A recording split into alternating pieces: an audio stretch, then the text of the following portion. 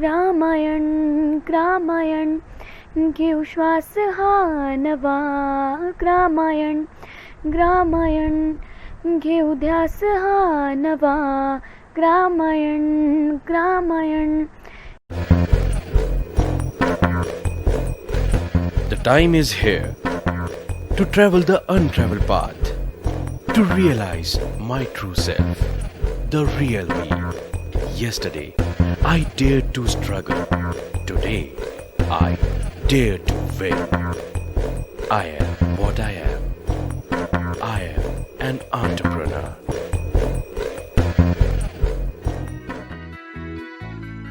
मेरे हिसाब से जो साहस करता है वही एंटरप्रेन्योर कहलाता है. He wants to become something. He wants to do. He has a dream, and he wants to fulfill his dream. He wants to make his dream come true, and he is going to work in that direction with passion. Come what may. He can not only generate employment for the self, but can generate employment for others and can contribute to the social development. The Butibori Manufacturers Association was incorporated as an industries association in 1994. It is the largest industrial area of Asia at Butibori, a small village at 30 km from Nagpur. A strong advocate, promoter and supporter of SMEs, the BMA provides invaluable support to help establish new enterprises, provides needs and assessment for academic institutions in entrepreneurship management training, and works actively with all the industrial organizations in the Vidarbha region. In its effort, BMA is dedicating a brand new facility of 10,000 square feet within Butibori to the India-Canada Center for innovative partnerships to accelerate community transformation and sustainability. I see impact. Canadian government, they have undertaken treaty under which the technology will be made available to Indian entrepreneurs at a very, very reasonable price. This has an importance for all the students around in this area, the new entrepreneurs and the existing entrepreneurs who want to expand into new products. Those who do not have any mentor, this center will provide the mentorship.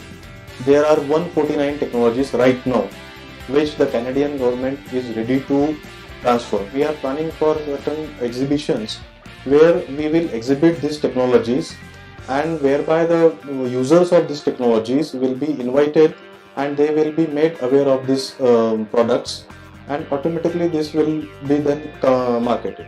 There will be events, there will be news, there will be training programs. We will call experts from various fields of the industry to address specific problems or specific subjects. The entrepreneurs will definitely get a chance now to get a technology with a business model at a reasonable price. My message to all the entrepreneurs is that if you have a product, an idea and a passion to do that, please come to our center. We will see that you are connected to the right person anywhere in the world at most reasonable price, and will act as a mentor. You can visit our website butiborindustries.com. नमस्कार मित्रांनो, ग्रामायण उद्योग गाथा पहिली कडी आपण आज सुरू करतो. उद्योग करणं म्हणजे खूप कठीण काम आहे आणि आपल्या ज्याने जमणार नाही अशा गोष्टी ऐकण्यापेक्षा आपण आज एक अतिशय सोप्या भाषेत पाहू की उद्योग करणं किती सोपं आहे आणि मी काय करू, कसं करू. सगळ्या यंग उद्योजकांना, तरुण उद्योजकांना मी पाहिलेला सगळ्यात पहिला प्रश्न, मी काय करू सर. तर बघूया काय करू, कसं करू ठरवायला आपल्याला जो काही उत्तर मिळतात का. हे छोटंसं प्रेझेंटेशन आहे, 10 मिनिटात 15 मिनिटातच मी संपवतोय. त्याच्यानंतर मग आपण प्रश्नोत्तर घेऊया. गेल्या 15 वर्षामध्ये कोणत्या कोणत्या गोष्टी वाढल्या पहा. फूड प्रोडक्शन 300% वाढलंय. टेलिफोन्स, कम्युनिकेशन टेक्नॉलॉजीज, टॉवर्स वगैरे आपण पाहतो 1000% वाढल्यात. मुलांचा मृत्यू दर होता पहिले, आपल्याला आठवत असेल, सिनियर लोकांना आठवतं, आता तो 75% डाऊन झालाय. प्रत्येक घरामध्ये झोपडीमध्ये सुद्धा टेलिव्हिजन सेट आले आहेत. 400% वाढलाय बिझनेस. दूध लाईन लावून विकत घ्यायचं, एकाला 2च बाटली मिळेल, 1च बाटली मिळेल, इथपासून तर आज दुधाचं गंगावात आहे. मोटरसायकल, कार, ट्रक्स प्रत्येकाजवळ आलेत. 600% याचं, 800% याचं प्रोडक्शन वाढलेलं आहे. एअर कंडिशनर्स घराघरात आले, एअर कंडिशनर्स कार्स मध्ये आले. बिना एसीची तर कार बनतच नाही आजकाल. पाण्याचा बिझनेस वाढला, प्रत्येक जण फिल्टर पाणी पितो, बाटल्या रस्त्यात मिळायला लागल्या आणि पाणी विकत मिळेल ही कल्पना पहिले 15-20 वर्षापूर्वी नसेल आहे की पाणी विकावं लागेल. आणि आज पाणी विकत घेतल्याशिवाय राहत नाही. शाळा आणि कॉलेजमधली इंटेक कॅपॅसिटी वाढली, खूप साऱ्या शाळा वाढल्या. KG1 ची फी काही काही ठिकाणी पाहाल तर लाखात गेली आहे. जेवणाचे आणि खायचे पदार्थाचे पॅकेट प्रत्येक दुकानात आणि गल्ली बोळात विकले जातात. IT चे खूप जॉब वाढले, पूर्ण जगात वाढले आणि भारतात प्रभुत्व आहे त्याच्यामध्ये. इतके जॉब वाढले की मोजता येणार नाही. कॉम्प्युटर घराघरात झाले, एकेका घरात एक नाही, 2-2, 3-3, 4-4 कॉम्प्युटर झाले, प्रत्येकाजवळ लॅपटॉप आले. इव्हन छोट्या छोट्या लोकांना सुद्धा छोटे लॅपटॉप वापरायची सवय झाली. आणि वेबसाईटचं नॉलेज काहीही झालं तर गुगलवर टाकलं की उत्तर येतं. याचा काय परिणाम झाला बिझनेसवर, की कोणत्या सेक्टरमध्ये किती ग्रोथ झाली आहे हे पाहिलं तर तुम्हाला आपण कुठे जाऊ हे लक्षात येतं. एक चायनीज लोकांची एक सवय आहे की एक सर्व्हे करायचा असला, मार्केट सर्व्हे करायचा असला की मी काय करू, तर ते काय करतात, मॉलमध्ये जातात काही मुलं आणि पाहत असतात कोणते कोणते वस्तू विकल्या जातात आहे, फास्ट विकल्या जातात आहे, पटापट लोक बास्केटमध्ये टाकतात आहेत. आपण बिग बाजारमध्ये जातो तेव्हा पाहतो काही वस्तू पटपट पटपट उचलल्या जातात. अशी एक लिस्ट करतात ते. आपणही करू शकतो. तुम्हाला एक लक्षात येईल की सगळ्यात जास्ती विकल्या जाणाऱ्या वस्तू या आहेत. त्यातली एक वस्तू जर मी बनवली तर काय नाही विकल्या जाणार. म्हणजे मी काय करू याच्यासाठी एक तर उत्तर हे आहे.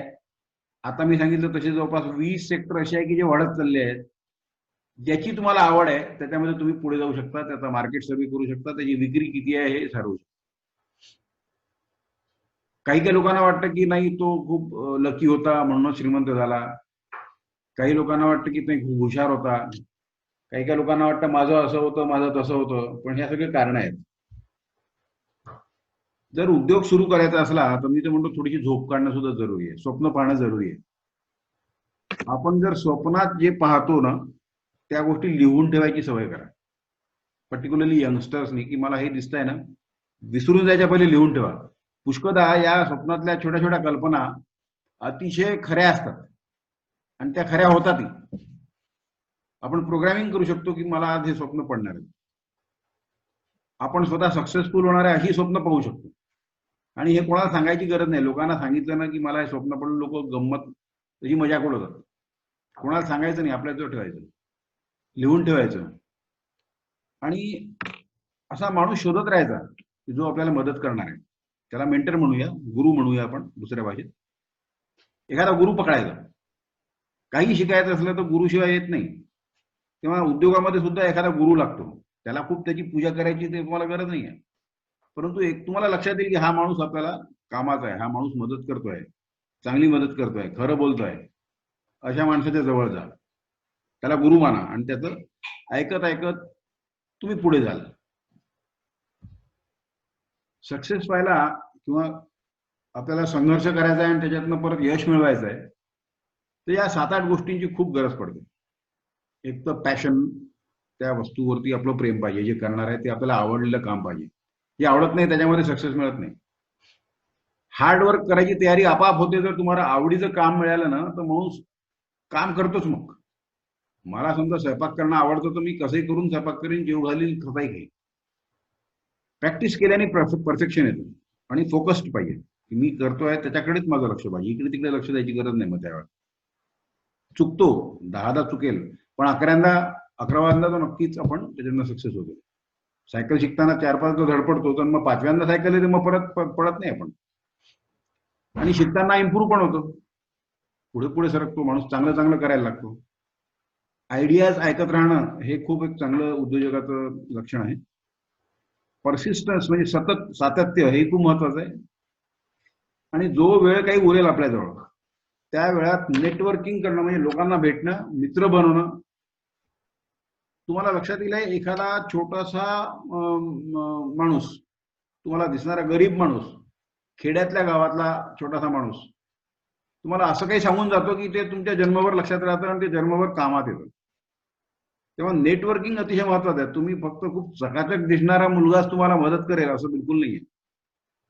एखादा छोटासा माणूस, रस्त्यावरचा माणूस, भाजीवाला, पानवाला, तुम्हाला कोणीही काहीतरी चांगली वस्तू देऊन जाईल हे नक्की लक्षात ठेवा. आपण पाहू कोणते कोणते बिझनेस गेल्या 20 वर्षांच्या एकंदरीत ट्रेंडवरनं आपल्या लक्षात येतात आहे. सगळ्या सेक्टर मधलं प्लंबिंग वाढतंय. प्लंबिंग म्हणजे पाईपलाईनचं काम. मग ते बॉयलरचं पाईपलाईन आहे, पाण्याचं पाईपलाईन आहे, पीव्हीसी पाईपलाईन आहेत, घरात येणारे पाईपलाईन आहेत, टॉयलेटला जाणारे पाईपलाईन आहेत. याचं काम वाढतच चाललं आणि या कामामध्ये खूप स्कोप आहे. ज्याला प्लंबिंग येतं तो 1000-2000 रुपये सहज कमवू शकतो. तुम्ही लक्षात घ्या घराच्या कामावरनच. तसंच ऑटोमॅटिक मेसन सुद्धा आजकाल झाले आहेत की प्लास्टर करायला सुद्धा बिना रेतीचं प्लास्टर होतं, मशीननी प्लास्टर होतं, परंतु प्लास्टरिंग चांगलं करणारे मेसन यांची शॉर्टेज आहे. ऑटोमोबाईलचे सर्व्हिस स्टेशन लक्षात घ्या किती स्कूटरी गावागावांमध्ये प्रत्येकाकडे 2-2 स्कूटरी, 2-2 मोटरसायकल झाल्या आहेत. ऑटोमोबाईल सर्व्हिस स्टेशनमध्ये प्रचंड डिमांड आहे. तसेच वेटरनरी सर्व्हिसेसमध्ये सुद्धा खूप डिमांड आहे. होम नर्सेस मेल आणि फिमेल, माणूस आणि स्त्री दोघांनाही नर्सिंगची खूप गरज पडते. नर्सिंगचं थोडंसं ट्रेनिंग घ्यावं लागतं, पण नर्सिंगच्या ट्रेनिंगची किंमत खूप लवकर वसूल होते. साधारणपणे एका नर्सची कमाई 25,000 ते 30,000 रुपये सहज आहे आणि याला खूप शिक्षणाची पण गरज नाही आहे. मार्केटियर्स किंवा मार्केट सर्वेयर्स जे आहेत की काय विकल्या जातं हे सुद्धा शोधून देणारे, मी ही जी लिस्ट सांगतो आहे याच्यामध्ये तुम्हाला कोणती पैसे लावायची गरज नाही आहे. हे बिना पैशानी होणारे सर्व्हिस प्रोव्हायडर्स आणि छोटे छोटे उद्योग आहेत. यातनं पैसा कमवून तुम्ही मॅन्युफॅक्चरिंगकडे सुद्धा जाऊ शकता. ट्रान्सलेटर आणि इंटरप्रिटर्स जे असतात ना, हे एका भाषेचं दुसऱ्या भाषेत रूपांतर करणारे यांचं शॉर्टेज आहे. आता चायनीज कमी झालं, पण अदरवाईज चायनीज डॉक्युमेंट वाचून किंवा चायनीज लोकांशी बोलून बिझनेस करणं हे खूप मोठा धंदा झालेला आहे. हॉस्पिटलमध्ये जे टेक्निशियन असतात, MRI, एक्सरे, सोनोग्राफी, या लोकांची खूप गरज पडते. हे सुद्धा थोडंसं ट्रेनिंगनी शिकता येतं आणि चांगली कमाई होते. इव्हेंट मॅनेजर्स, लग्न जमवून देणारे, लग्नाचं पूर्ण इव्हेंट मॅनेज करणारे, घरगुती फंक्शन्स इव्हेंट करणारे, यांना पण प्रचंड प्रमाणात डिमांड आहे आज. ड्रायव्हर आणि पर्सनल असिस्टंट हा एक खूप वॅकन्सी असलेला भाग आहे. चांगला ड्रायव्हर आणि तोच पर्सनल असिस्टंट जर असेल तर त्याला गॅरंटीड मी नोकरी लावून देतो. एक मध्ये माझ्याकडे ड्रायव्हर आला की मला सर काम नाही, मी त्याचं नुसतं पोस्ट केलं, 10 लोकांनी मागितलं त्याला आणि लागेच पहिल्याच ठिकाणी गेला, तिथे त्याला चांगली नोकरी लागली. 15,000 रुपये पगार, कारनी घुमायचं, जेवण खावण मालकाबरोबर आणि पर्सनल असिस्टंटमुळे बँकेत जा, पैसे आणा, अशी माणसांची अतिशय जास्ती गरज आहे. मोठ्या उद्योजकांना, मीडियम स्केल उद्योजकांना पण असा एक माणूस लागतो. ॲग्रोटेक मध्ये तर मला बोलायची गरज नाही. ॲग्रोटेक प्रोसेसिंग ह्या जगातला सगळ्यात श्रीमंत होणारा माणूस आहे पुढच्या 10 वर्षामध्ये. रेडी टू इट स्टॉलर्स जे असतात यांनाही खूप चांगली कमाई आहे. सलून आणि ब्युटी क्लिनिक याच्यामध्ये सरप्राइझिंगली खूप सलूनची वाढ होणार आहे. हा एक सर्वे होता ब्रिटिश कंपनीने केलेला. सलून आणि ब्युटी क्लिनिक हे भारतामध्ये सगळ्यात वाढणारे आणि फास्ट वाढणारे एक सेक्टर आहे. ट्युशन देणारे, घरी येऊन शिकवणारे किंवा ट्युशन चालवणारे, हाही एक छोटासा खूप छान धंदा आहे. तुम्ही विक्री करू शकता मास्क, सॅनिटायझर वगैरे अशा गोष्टींची. उंचीवरती काम करणारे कामगार खूप मोठ्या प्रमाणात पाहिजे. म्हणजे हाय अल्टिट्यूडवर टॉवर्स पाहतात, टॉवरवर वरती चढून काम करणं खूप कठीण आहे. हात थरथर कापतात. यांचं ट्रेनिंग होतं. हे ट्रेनिंग बऱ्याच ठिकाणी आजकाल ऑर्गनाईज होऊन राहिलं. ज्याला करायचं आहे त्याला रस्ता मिळेल, पण टॉवर इरेक्शनचं काम मोठ्या प्रमाणामध्ये जगामध्ये सुरू आहे, भारतातच नाही. आणि हे टॉवर इरेक्ट करताना खूप स्टॅबिलिटी लागते मनाची. खालती पाहिल्यानंतर भीती वाटणारे जे असतात ते काम नाही करू शकत. सेफ्टी पण असते, रिस्क पण असते, पैसाही मिळतो. पोल्युशन कंट्रोल ही पहिली स्टेप आहे उद्योगाची आणि याला ऍक्टिव्हेट करणारे पोल्युशन कंट्रोल प्लांट चालवणारे लोक नसतात. पाण्याचं काय करायचं, निघालेलं पाणी कसं स्वच्छ होतं, ते वापस कसं नाल्यात किंवा आपल्या एफ्लुएंट ट्रीटमेंट प्लांटमध्ये टाकतात, हे समजणारे फार कमी लोक आहेत.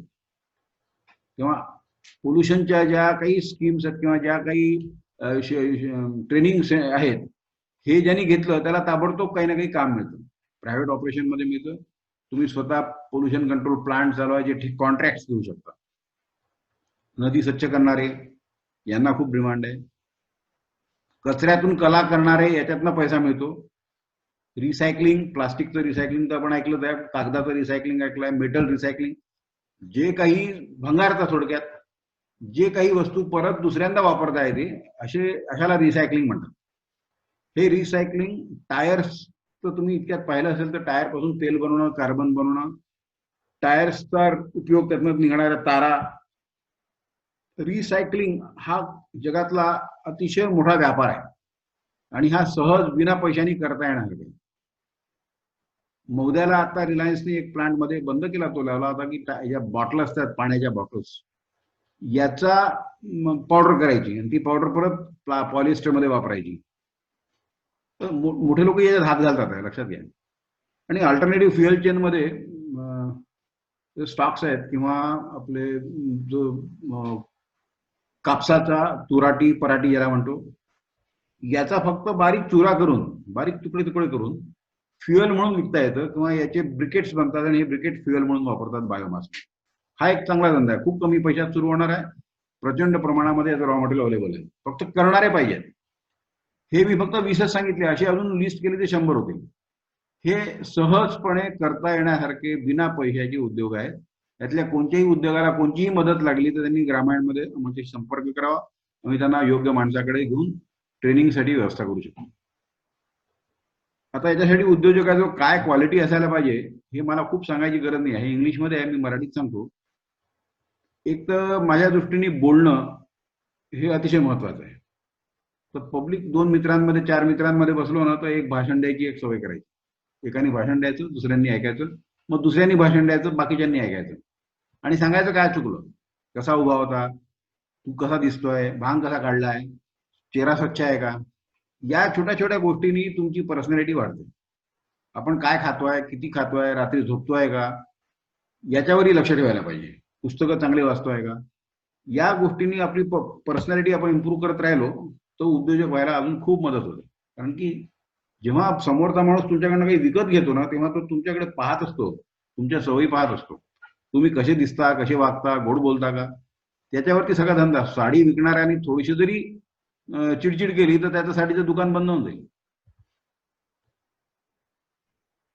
एक आपण पाहू की स्वतःचं एम्प्लॉयमेंट किंवा आपण नोकरी मागणाऱ्यांपेक्षा नोकरी देणारे कसे होऊ, याच्यासाठी सुद्धा एक या 10-11 मी स्टेप्स लिहिले आहेत. छोट्या छोट्या स्टेप्स आहेत या. एकतर जसं की आपण स्वतः काहीतरी प्रॉडक्टचा त्याचा विचार करतोय, स्वप्नात पाहतोय किंवा आपल्याला वाटतं की नाही हे मी करू शकतो, ते लिहून ठेवायचं, आपल्या कंपनीचं नाव ठेवायचं, जे काही नाव आवडेल ते कंपनीचं नाव ठेवायचं, लिहून टाकायचं, त्याचा एक लोगो तयार करायचा आणि कागदावरती फायनान्शियल स्टेटमेंट्स लिहत राहायचे की पैसे किती लागणार आहे साधारण. हे अंदाज पहिल्यांदा चुकतील आहे, तुम्हाला 2 महिन्यात लक्षात येईल की नाही आता आपण जे जिथे लिहितोय हे बरोबर लिहितोय, त्याला साधारण एवढे पैसे लागतील आहे, हे पैसे कसे जमा होतील आहे, कोणाकडनं किती पैसे घेण्याची गरज आहे, कोणत्या मित्राकडनं कोणी देणार आहे, कोणी नातेवाईक देणार आहे, वडील देणार आहे, बँकेतनं किती घ्यावे लागतील, मशीन्स काय घ्यावे लागतील, हे सतत लिहत राहायचं. असं तुम्हाला लक्षात येईल की लिहिता लिहिता आपण परफेक्शनकडे जातो. एका मेंटरची म्हणजे एका गुरुची मदत मात्र तुम्हाला लागेल आहे. पहिलेपासून म्हणतो एक गुरु लागतो, हा गुरु शोधत राहा, सापडेल, लवकरच सापडेल. आणि असं होतच नाही की गुरु सापडला नाही, कोणी ना कोणी तुम्हाला एक माणूस लागतो. गुरु म्हणजे भगवा कपडा घातलेला आणि खूप असा खडावा घातलेला असा नको आहे. कोणताही साधा माणूस तुम्हाला मदत करणारा भेटला की हा योग्य आहे, ऑनेस्ट आहे, त्याला तुम्ही गुरु मानून घ्या आणि त्याच्याकडनं शिकत राहा. तो उद्योग क्षेत्रातला असला पाहिजे.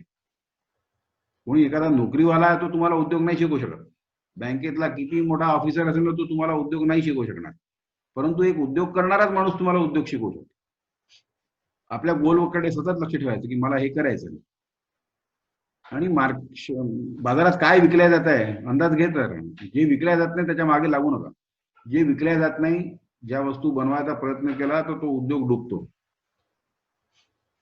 सरकारी मदतीची खूप अपेक्षा ठेवायची गरज नसते, ती मिळते.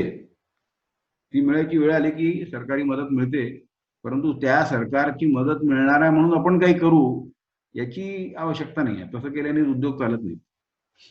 आणि फायनान्शियल डिसिप्लिन अतिशय महत्वाचं आहे. लक्षात घ्या की जो पैसा आलेला आहे, मेहनतीचा पैसा, हा तुम्ही कुठेही दुसऱ्या कामात खर्च करायची आवश्यकता नाही.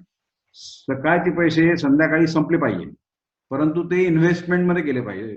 डेप्रिशिएट होणाऱ्या किंवा खर्च होणाऱ्या वस्तूमध्ये नाही करता, ज्या वस्तू वाढणार आहे त्याच्यात, आपण जसं बी आहे, हे बी शिजवून खाऊन टाकलं तर तुम्हाला झाड नाही उगवणार. बी पेरावंच लागतं, तसा पैसा पेरावाच लागतो. अशा ठिकाणी पैसा पेरत राहायचा जो इथे उगवणार आहे. अशा माणसावर पैसा खर्च करा की जो तुम्हाला मदत करणार आहे. त्याला एखादं गिफ्ट द्या, त्याच्या वाढदिवसाच्या दिवशी जाऊन त्याला भेटा, तो तुम्हाला परत कधीतरी मदत करेल. त्याला लक्षात येईल की नाही, हा माणूस मला मदत करणार आहे, हा माणूस मला चांगलं इच्छा करतो माझ्याबद्दल, माझ्या वाढदिवसाला येऊन भेटला, तो माणूस तुम्हाला नक्कीच मदत करतो. चांगल्या ज्या सवयी आहेत त्या नेहमी लावून घ्यायला पाहिजे. वाईट सवयी तर लवकर लागतात, चांगल्या सवयी लागत नाही लवकर. आणि सरकारी नियमाचं पालन मात्र खूप जरुरी आहे. सरकारी नियमाचं पालन करतच राहायला पाहिजे. आणि एखादं लॉटरी तिकीट घ्यायला काही हरकत नाही रोज. हे कोण करणार आहे? हे आपणच करणार आहे. 100 चुकलं तर हरकत नाही, पण जर सक्सेस झालं ना तर 100 चुका माफ होतात. हे लक्षात ठेवा. आपणच आपलं लाईफ, आपणच आपलं आयुष्य घडवत असतो, आपणच आपल्या सवयी लावत असतो. आपण चांगला आहे तरी मी आपल्यामुळे केलाय, वाईट आहे तरी दुसऱ्याला दोष देऊन की त्याच्यामुळे मी वाईट झालो, ही सवय खूप लोकांना असते. आणि पहिल्यांदा कोणी सक्सेसफुल होत नाही. तुम्हाला माहित असेल आहे की पहिला जो बल्ब लागला, तो बल्ब बनवायला एडिसनला पहिले 100 बल्ब खराब करावे लागले. खूप मेहनत केली. शेवटचा बल्ब म्हणजे त्याच्यानंतर बल्बचा शोध लागला म्हणून असं 100वावं इव्हेंट होतं. अशीच गोष्ट टेलिफोनची, अशीच गोष्ट रेडिओची, अशीच गोष्ट नासाची, अशीच गोष्ट प्रत्येकाची. सायकल शिकताना 100दा पडतो तेव्हा पुढे आपल्याला सायकल येते. तेव्हा सक्सेस व्हायला खूप प्रयत्न करावे लागतात. एका पहिल्या प्रयत्नातनं कोणी म्हणेल की नाही मला आता पहिल्या प्रयत्नातनं खूप मला यश मिळालं, ही गोष्ट खोटी आहे. आणि आपल्याहून वाईट परिस्थितीत असणारे खूप लोक आहेत. तुम्ही दुसऱ्याकडे, श्रीमंताकडे नका पाहू, गरिबीकडे पहा की आपल्याहून गरीब कोण आहे. तुम्हाला लक्षात येईल की अरे तो तर इतका गरीब आहे की मी त्याच्याहून खूप चांगल्या कंडिशन मध्ये. भीतीला समोर जाणं खूप जरुरी आहे. भीती जेव्हा वाटते ना त्याला समोर जायचं. एखाद्या माणसाला अंधाराचीच भीती असते. तो जर अंधाऱ्या खोलीत एकदा गेला ना स्वतःहून तर त्याला अंधाराची भीती निघून जाते. कोणाला मांजरीची भीती वाटते, तो एकदा का मांजरी समोर गेला की त्याची मांजराची भीती निघते. तेव्हा face the fear and there is no fear अशी म्हण आहे. भीतीच्या समोर जा, नाही तर भीताच्या पाठीमागे ब्रह्मराक्षस असतो. भीती वाटली की उद्योग करता येत नाही. आणि कधीही दोन माणसं, तुमचा मित्र आपल्यामध्ये कम्पेअर अशी कधीच नाही करायची की त्याचं असं आहे आणि माझं असं आहे. प्रत्येक माणूस वेगळा आहे, प्रत्येकाची पद्धत वेगळी आहे, प्रत्येकाचे स्वभाव वेगळे आहे, प्रत्येकाचं दिसणं वेगळं आहे, प्रत्येक जगातला प्रत्येक मनुष्य वेगळा आहे. त्यामुळे दुसऱ्याची कम्पेअर करायचं नाही. दुसऱ्याची कंपॅरिझन केली की आपल्याला वाईट वाटतं. तेव्हा कधीच कम्पेअर, गरीबाशी पण नाही, श्रीमंताशी नाही, बरोबर आहे, कोणाशीच कम्पेअर नाही करायची. तो आहे, मी आहे. त्यामुळे पुष्कळदा काही लोकांना याच्यातच कुंठावत असतं की बा त्यांनी तर मजावून जास्ती कमवले. दोघांनी लॉटरी तिकीट घेतले, एकाला लागलं दुसऱ्याला नाही लागलं तर तो नेहमी त्याला लॉटरी लागली मला नाही लागली म्हणून स्वतःवरतीच राग काढून घेतो. परंतु लॉटरी बद्दल मी याच्यासाठी म्हणतोय की काही एक प्रूव्ड प्रिन्सिपल्स आहेत की कॅल्क्युलेटेड रिस्क आहे. तो पण एक बिझनेस आहे. तुम्ही 10 रुपये रोज खर्च करा ना, किती होतील? 300 रुपये. 300 रुपयात तुम्हाला 1 लाख रुपये मिळायचे चान्सेस किती वाढते? 30 वाढले. म्हणजे एका महिन्यात 30दा तुम्हाला 1 लाख रुपये मिळायची शक्यता वाढली की नाही? वर्षभर घेऊन पहा, नक्कीच लाख रुपये लागतील. 10 रुपयाचं तिकीट मिळतं. अजून काय बोलू? तुम्हाला ज्यांना काही प्रश्न आहेत ते आपण याच्यानंतर घेऊ. माझा फोन नंबर मी दिला आहे. तुम्ही कधी मला ऑफिस टाइम मध्ये, म्हणजे रात्री 9 नंतर नाही आणि सकाळी 6 नंतर कधी पण फोन करा. फोन नंबर दिला आहे, लिहून घ्या. 9922415517. धन्यवाद.